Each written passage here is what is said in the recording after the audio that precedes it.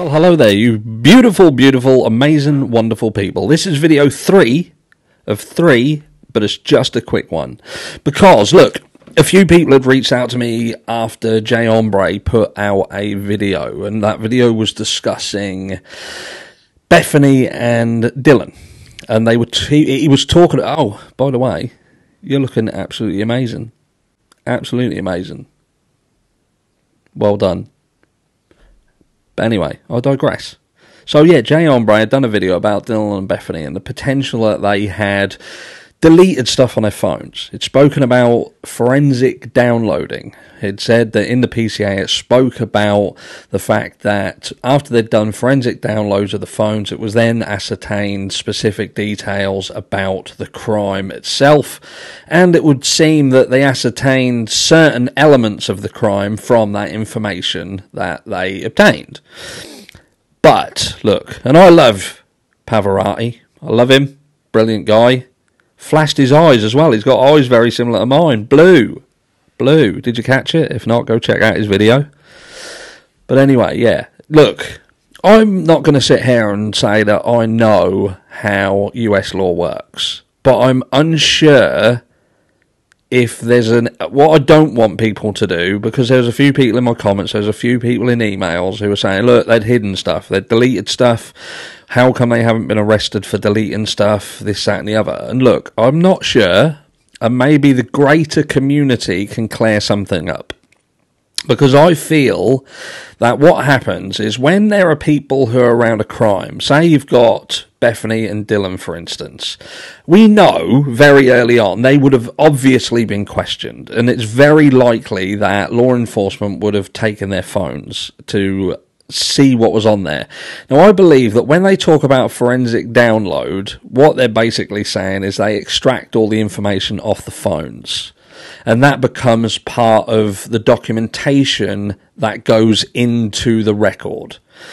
And I believe that's what they call the forensic download. What they're basically saying is they're not just screenshotting like things that are on the phone and then airdropping it to another phone and then printing it out on a printer and saying, oh, we took a screenshot or anything like that. I believe for it to be done in the right manner, then it has to be extracted from the phone, however they do it, and then form a proper file that, again, goes into the record. And that is what they then class as a forensic download. Now, I just want people to clarify whether my interpretation of that is, in fact, correct. Because what I don't want to do, and look, we've given Bethany Funk and Dylan Morton some shit, and some shit that I believe, I'm not trying to aim at them on a personal level. What I'm trying to do is that I question things that I feel need questioning, and there are questions. Like the 8-hour time delay, for instance, things like that. The fact that we know law enforcement weren't the first people who were called and had attended that crime scene. It would appear that not only was there a delay, but even after the delay, if you want to say the delay was just sleeping then, and they fell asleep, it didn't really hear anything. It does leave some questions, because it does leave questions about the texts between them. Were it just those two texting one another? What were they texting one another? And did those texts try to reach out to other people within the house? And then if that was the case and they didn't get no answer, was it at that point that they decided, oh, fuck it, we'll just leave it? I heard something, it didn't sound right, but we'll text each other, but we won't go and have a look to see what's going on. They just decided to stay in the rooms, not look at anything, and then the following morning still didn't call 911 until calling other people. So it was even like, in my opinion, it was like they half expected something to be found that they didn't want to find on their own, so they got other people over to check for them. And you know, we've queried about the front door being open as well. I said this right at the beginning about, was the front door left open as a way to try and get somebody to walk in and find what had happened, so that Bethany and Dylan didn't have to be the people who were the finders of it. And because did they feel that would have been better if they would have stayed in the room, stayed asleep, made it look like they hadn't seen anything, and someone else raised the alarm? I question that. I still question that today. But what I don't want to do is for the attacks upon Bethany and Dylan to be unsubstantiated.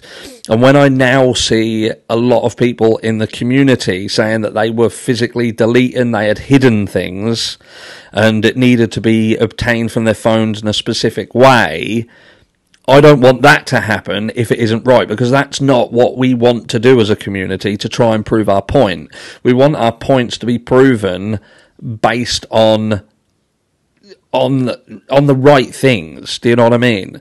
Now, questioning whether they were texting one another, who they were texting, the context of them texters is massively important, and that is hopefully something that will come out in the courts.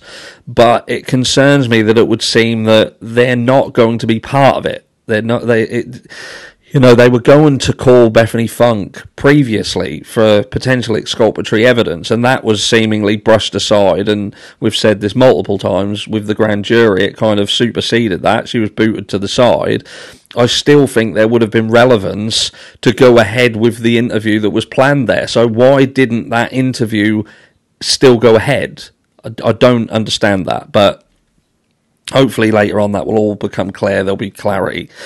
But yeah, so with respect of the now accusations that Bethany and Dylan were not only texting one another, but those texts were then deleted and had to be obtained in a specific way, is that relevant? Is that right? Or are we jumping the gun on that? Is it when they say forensic download of their phones to obtain information, is that purely part of the process itself, and a normal part of the process, and in fact doesn't point to anything nefarious there? I'm asking the question because, again, I just don't want to be part of the... And I don't think J Embree does anyway. And do you know what? He may know a lot more than me, and he may know that, and you guys may absolutely clarify that, no, in order for the information on them phones to be obtained and be stated to be obtained in this manner, does absolutely point towards the fact that they were trying to hide things in their phones, and that had to be obtained in a certain way.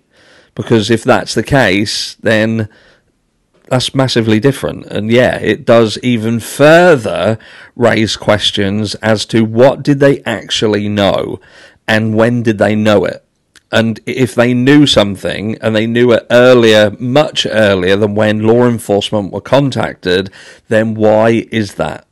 There's always got to be a reason. Even if they didn't do something directly themselves, why were they so reluctant to seek help, call for help? And yeah, let me know down below. This is a query. I'm asking the community, help me, help us all understand. And I'll catch you all tomorrow.